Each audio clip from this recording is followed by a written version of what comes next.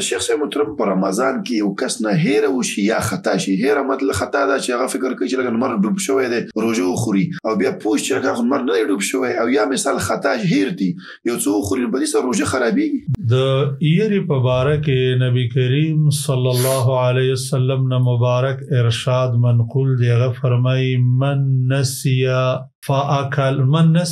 فاکل او شرب فلیتم صومه فانما اطعمه الله وسقه. د چانه چې خبره هیر شي او دا ته پته نه چې زما روزه ده ناګهانه ذهن کار بریدي او د خوراک او اسکا کو کینو د دې روزه ته نقصان نه رسیږي. دا د روزه پوره کی وجدال دل الله خوراک او اسکا کور. دا دویمه خبره چې کوم راغله د خطا په صورت کې چې سړی دا خیال وي مثلا د سیو علاقه چې ګینټی نه وي نقشه باندې څوک نه پويږي سفر کې سړی دا خیال چې غني ما خام شو پر اجتهاد کې او د خوراک وکي او به دا غې نه رستو چې د لمر راوخیږي. نو د سی واقعا د رسول الله صلی الله علیه وسلم په دور کې شوی صحیح البخاری کې یو روایت دی. اسماء رضی الله تعالی عنها فرمایي چې موږ د رسول الله صلی الله علیه وسلم سره وریځ وا نو موږ خوراک وکړو چې خوراک او اسکاک نه پاره شول مر راوخته.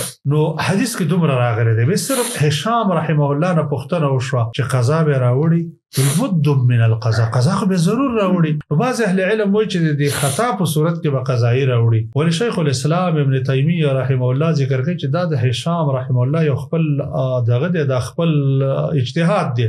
واغه وی چې د قضایي تذکره په دې حدیث کې نشته او اصول د شریعت هم د دې خبرې تقاضا کوي چې خدای الله رب العالمین معاف کړي. ربنا لا تؤاخذنا ان نسينا او اخطانا. نسيان په باره کې حدیث راغلی د خطا او د نسيان یو حکم دی او همداسې مونږ ته کله چې دا آیاتونه نازل شو نو الله د صحیح مسلم روایت دی الله رب العالمین فرمایي چې ما دا کار وکړ یعنی تاسو دا دعا مې قبول کړه.